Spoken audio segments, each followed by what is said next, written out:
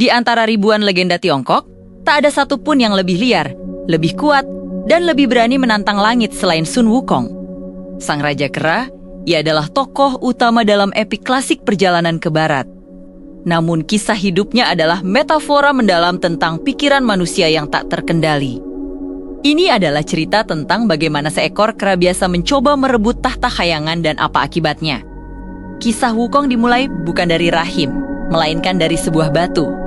Sebuah batu ajaib di puncak gunung bunga dan buah yang menyerap esensi langit dan bumi selama ribuan tahun. Dari batu itulah Wukong lahir. Meskipun awalnya liar dan naif, ambisi Wukong membawanya pada pencarian keabadian. Ia berlatih di bawah seorang guru Taois suci dan dengan sangat cepat menguasai berbagai macam sihir yang tak terbayangkan. Ia mempelajari 72 bian atau 72 transformasi yang memungkinkannya berubah menjadi apa saja, dari serangga terkecil hingga kuil raksasa. Ia juga menguasai Je, Endi, Uyeh En atau awan Kinto, yang memungkinkannya melompat sejauh 1000 li atau sekitar 54.000 km dalam satu kali lompatan. Singkatnya, ia menjadi kekuatan yang tak bisa dihentikan. Namun, keabadian sejati belum di tangannya. Wukong melakukan perjalanan ke alam baka, menghapus namanya dan nama semua keturunannya dari buku kematian sehingga ia tidak lagi tunduk pada siklus reinkarnasi. Untuk melengkapi kekuatannya, ia mencuri senjata sakti dari istana Raja Naga Laut Timur. Ruyi Jingubang, gada emas berujung besi ini awalnya digunakan untuk mengukur kedalaman samudra. Senjata ini seberat 8.100 kg. Namun Wukong bisa mengubah ukurannya menjadi sekecil jarum yang ia simpan di belakang telinganya. Dengan kekuatan absolut di tangan, lahirlah kesombongan yang absolut pula. Para dewa di langit berusaha menjinakkan Wukong. Mereka memberinya gelar kehormatan penjaga kandang kuda hayangan, sebuah jabatan yang sangat rendahan. Wukong merasa sangat terhina. Kemarahan inilah yang memicu pemberontakan yang mengguncang seluruh semesta. Ia melarikan diri kembali ke bumi dan menyatakan dirinya sebagai Qitian Dasheng, atau petapa mulia setara langit, sebuah tantangan langsung kepada Kaisar Giok untuk menenangkannya. Hayangan dengan gan memberinya gelar tersebut, tetapi memberinya tugas yang tidak penting, berharap ia puas. Tentu saja, Wukong sama sekali tidak puas.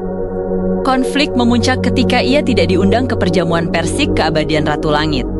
Dalam kemarahan, ia menyusup ke kebun, memakan semua buah persik, mencuri anggur suci, dan yang paling parah, ia mencuri pil keabadian yang dibuat oleh Lao Tzu. Dengan memakan semua itu, Wukong menjadi kebal terhadap hampir semua bentuk bahaya, termasuk api, racun, dan bahkan palu guntur dewa. Kekacauan ini tidak bisa diampuni lagi.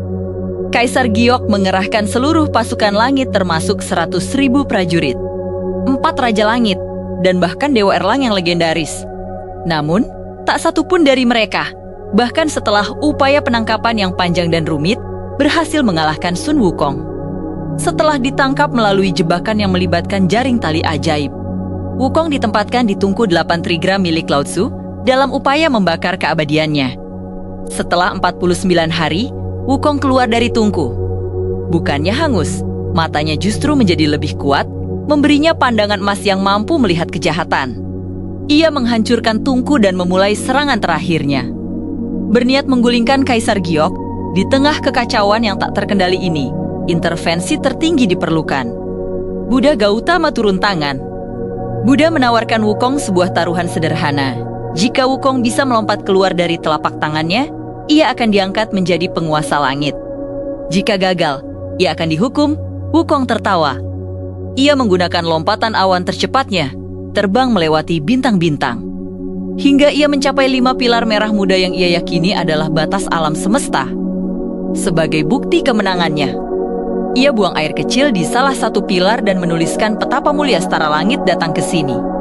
Saat kembali dengan bangga, Buddha hanya tersenyum dan membalikkan tangannya. 5 pilar itu ternyata adalah kelima jari Buddha sendiri. Wukong tidak pernah meninggalkan telapak tangan kebijaksanaan tertinggi. Sebagai hukuman atas kesombongan dan pemberontakannya, Wukong disegel di bawah Gunung 5 Unsur selama 500 tahun untuk merenungkan keangkuhannya. 500 tahun kemudian, penebusan akhirnya datang. Ia dibebaskan oleh seorang biksu sederhana bernama Tang Sanzang. Setelah dibebaskan, Wukong dipaksa untuk belajar disiplin melalui sebuah misi suci. Melindungi Sanzang dalam perjalanan berbahaya ke barat untuk mengambil kitab suci Buddha. Kekuatan yang dahulunya digunakan untuk menghancurkan surga kini digunakan untuk melawan iblis. Melindungi kebaikan, dan akhirnya mencapai pencerahan. Kisah Sun Wukong mengajarkan kita bahwa energi terliar dan tak terbatas sekalipun. Harus melalui perjalanan spiritual dan disiplin untuk menemukan tujuan sejatinya. Terima kasih sudah menonton. Jangan lupa like, subscribe, dan sampai jumpa di video berikutnya.